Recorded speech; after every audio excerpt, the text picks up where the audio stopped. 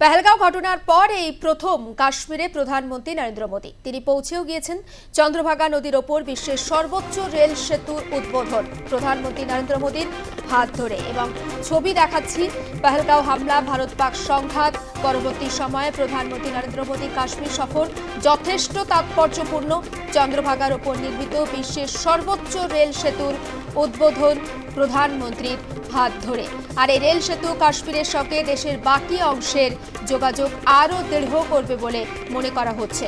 অন্যদিকে কাটরা থেকে শ্রীনগর কাশ্মীর থেকে কাটরা রুটে বন্দে ভারত যে ট্রেন চলবে সেই ট্রেনেরও উদ্বোধন করবেন আজকে প্রধানমন্ত্রী। কাটরা থেকে শ্রীনগর কাশ্মীর থেকে কাটরা রুটের বন্দে ভারত ট্রেনেরও উদ্বোধন করেন প্রধানমন্ত্রী। তার সঙ্গে জম্মু কাশ্মীরের মুখ্যমন্ত্রী ওমর আবদুল্লাহ সেই ছবিও দেখাচ্ছি আপনাদের সঙ্গে রয়েছেন রেলমন্ত্রী অশ্বিনী বৈষ্ণব। কাশ্মীরে মোট 46,000 কোটি টাকার উন্নয়নমূলক প্রকল্পের উদ্বোধন আজকে করবেন প্রধানমন্ত্রী। কাটরা থেকে এই প্রকল্পগুলিরই তিনি উদ্বোধন করবেন আর এর ফলে বৈষ্ণোদেবী মন্দির যাওয়ার একটা বেস ক্যাম্প তৈরি হবে কাটরাতে। এবং এই মুহূর্তে যে ছবি আপনারা দেখাচ্ছেন বা দেখতে পাচ্ছেন চেনাব সেতু বিশ্বের সবথেকে উচ্চতম সেতু, এর উপর দিয়ে ঘন্টায় 100 কিলোমিটার বেগে ট্রেন ছুটতে পারবে, তার উদ্বোধন হলো প্রধানমন্ত্রীর হাত দিয়ে।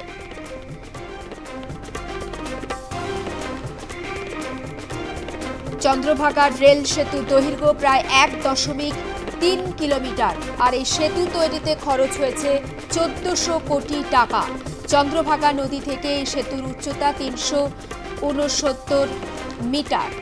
ঘন্টায় 100 কিলোমিটার বেগে ট্রেন ছুটতে পারবে এই সেতুর ওপর দিয়ে এবং অতি তীব্র মাত্রার ভূমিকম্পের ফলেও কিন্তু এই সেতুর কোনো রকম কোনো ক্ষতি হবে না। 120 বছর পর্যন্ত এই সেতু একেবারে অক্ষত থাকবে, তেমনটাও কিন্তু যারা নির্মাতা এই সেতুর দায়িত্বে তাদের তরফ থেকে জানানো হয়েছে। 3 ঘন্টা এই সেতুপথে 96 কিলোমিটার সুড়ঙ্গ এবং খুব দ্রুত চেনাব থেকে কাটরায় পৌঁছানো যাবে মাত্র কাটরা থেকে শ্রীনগর পৌঁছানো যাবে মাত্র 3 ঘন্টা সময় লাগবে এবং চেনাব রেল ব্রিজের দৈর্ঘ্য 103 কিলোমিটার। সেই ছবি আমরা আরও একবার আপনাদের সামনে তুলে ধরছি।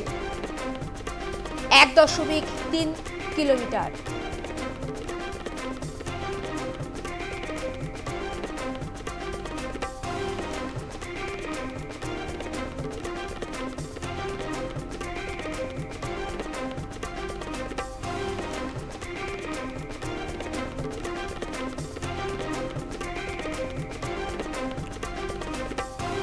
কাশ্মীরে মোদির অপারেশন উন্নয়ন চেনাব ব্রিজের উদ্বোধন এবং ইতিমধ্যেই যে উপত্যকাতে একটা সাজো সাজো রব সেই ছবিও কিন্তু দেখা যাচ্ছিল সকাল থেকে এবং উদ্বোধন করলেন প্রধানমন্ত্রী নরেন্দ্র মোদী। দীর্ঘ 3 দশক ধরে এই রেল ব্রিজের কাজ চলছিল। 272 কিলোমিটার দীর্ঘ এই রেল ব্রিজ উধামপুর শ্রীনগর এবং বারামুল্লাকে সংযুক্ত করেছে। চেনাব ব্রিজের উচ্চতা আইফেল টাওয়ারের থেকেও বেশি, তেমনটা বলা হচ্ছে। দীর্ঘ প্রতীক্ষা এবং সেই দীর্ঘ প্রতীক্ষার কার্যত অবসান হলো আজকে প্রধানমন্ত্রীর হাত দিয়ে এই চেনাব ব্রিজের উদ্বোধনের মধ্য দিয়ে। দীর্ঘ 3 দশক ধরে এই রেল ব্রিজের কাজ হয়েছে। 272 কিলোমিটার দীর্ঘ এই রেল ব্রিজ যেটা উধামপুর শ্রীনগর এবং বারামুলাকে সংযুক্ত করেছে। এটি ভারতের প্রথম রেল ব্রিজ যা সম্পূর্ণ কেবল দ্বারা যুক্ত।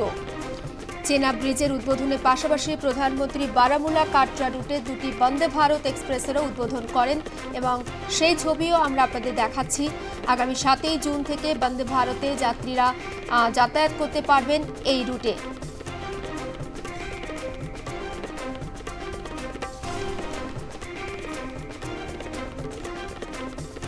সপ্তাহে 6 দিনই কিন্তু বন্দে ভারত চলবে এই রুটে।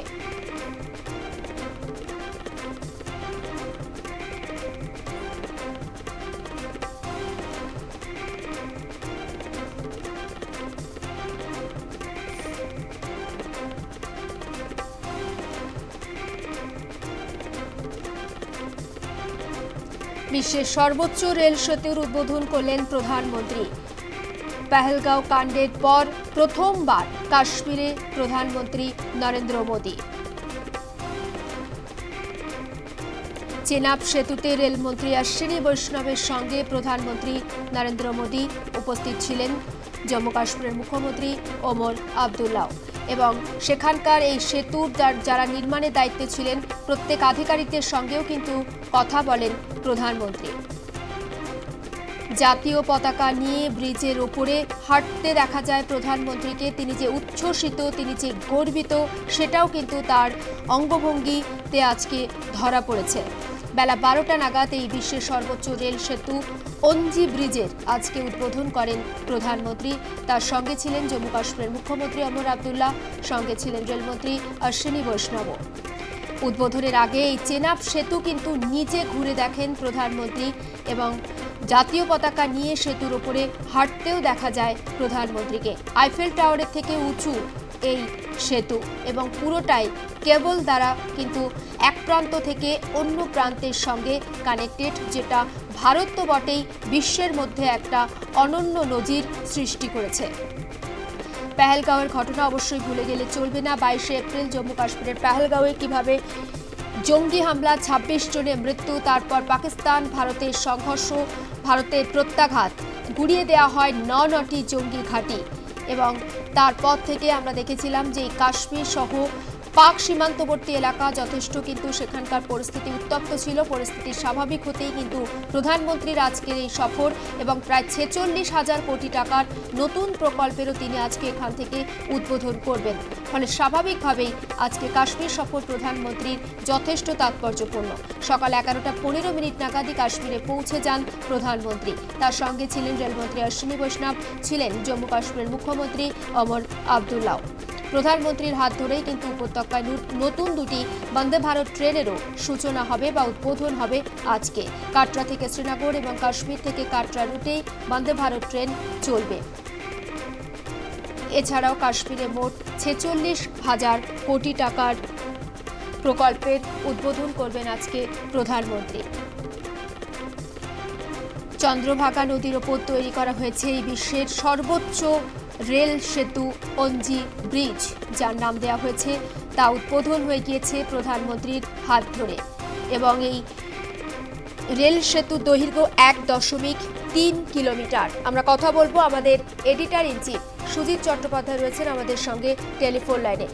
সুজিতা, কার্যত একগুচ্ছ প্রকল্প এবং উদ্বোধনের কাজ নিয়ে আজকে প্রধানমন্ত্রী নরেন্দ্র মোদী তিনি শ্রীনগর পৌঁছে গিয়েছেন। ইতিমধ্যেই চেনাব সেতুর উদ্বোধনও হয়ে গিয়েছে, কিভাবে দেখছেন বিষয়টা?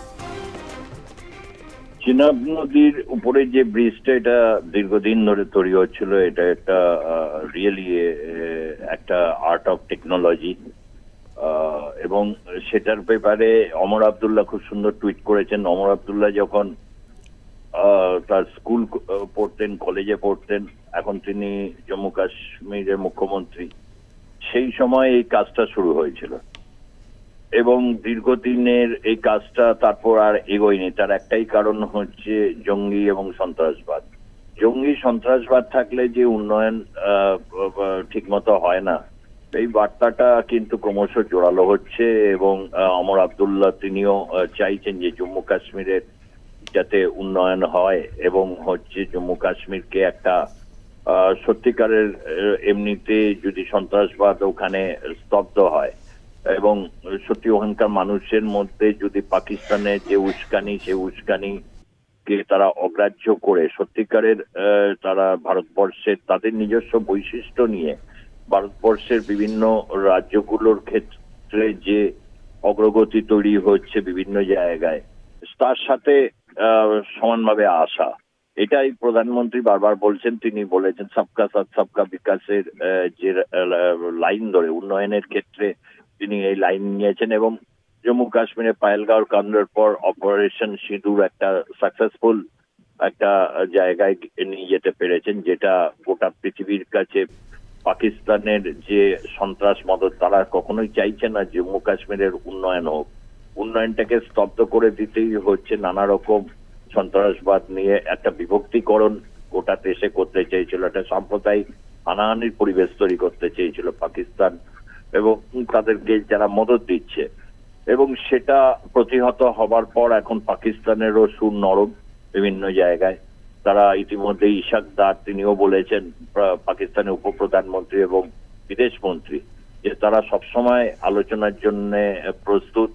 ভারত যখনই বলবে তখনই তার আলোচনার ক্ষেত্রে তারা এগিয়ে আসবে, কিন্তু ভারতকে বলেছে যাতে বিচলিত বিষয়টা না হয়। সত্যি এটা বিচলিত হবার বিষয়, তার কারণ যেভাবে সাধারণ মানুষের রক্তপাত যেভাবে ঘটাচ্ছে এবং সন্ত্রাস জঙ্গি বা থাকলে যে জম্মু কাশ্মীরের উন্নয়ন ব্যাহত হবে, এটা জম্মু কাশ্মীরের মানুষকে বুঝতে হবে যে তারা উন্নয়নের পথে চান না সন্ত্রাসবাদকে, তারা একটা ধর্মাশ্রয়ী মৌলবাদী মদতপুষ্ট সন্ত্রাসবাদকে তারা আশ্রয় করে নিতে চান।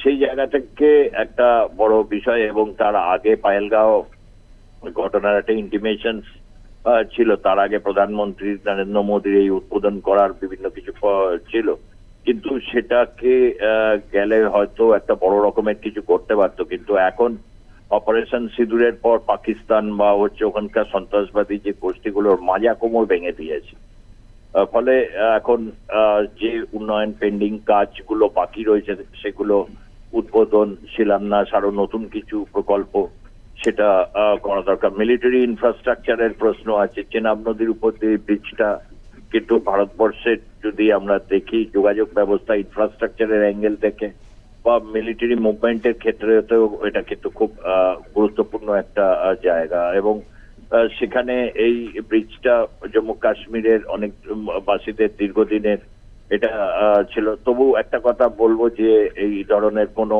অন্তত সেখানকার মানুষকে একটা অন্তত নিশ্চয়ই ধন্যবাদ তারা পাবেন যে অনেক সন্ত্রাসবাদী কাজের মধ্যেও কিন্তু এই জায়গাটায় যে ব্রিজটা হয়েছিল সেটাকে তারা উড়িয়ে দেয়নি, এবং এটাকে অক্ষত রেখে আগামী দিনে জম্মু কাশ্মীর একটা অন্য পথে যাবে, এবং কেন্দ্রীয় সরকার এই ব্যাপারে তারা খুবই দৃঢ়তার সাথে মোকাবিলা করতে চাইছে, এবং উন্নয়নের ক্ষেত্রেও তারা আজকে যে দৃঢ়তা দেখালে, এবং সেক্ষেত্রে একটা বড় ফ্যাক্টর এখন কাজ করছে, সেটা হচ্ছে ওমর আব্দুল্লাহ।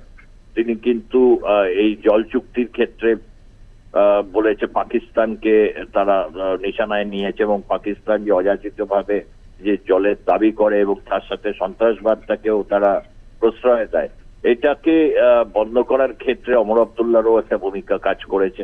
অন্যান্য যে সমস্ত রাজনৈতিক শক্তির মধ্যে ভারতীয় জনতা পার্টি, বিশেষভাবে জম্মুতে তাদের অনেক কর্মকর্তা মারা গেছেন এই সন্ত্রাসবাদের মোকাবিলা করতে গিয়ে, এটাকেও ভুলে গেলে চলবে না। তার কারণ হচ্ছে একটা ওখানে এমন রাজনৈতিক বাতাবরণ আছে যে উন্নয়ন স্তব্ধ করে দিয়ে দেশের সেনাবাহিনীকে আক্রমণাত্মক ভূমিকা নিয়ে পর্যটকদের উপর আক্রমণ হেনে যে পরিস্থিতি তৈরি করে দিয়েছিল, যেটা গোটা ভারতবর্ষ মানে বিচলিত হয়ে উঠেছিল স্বাভাবিকভাবে।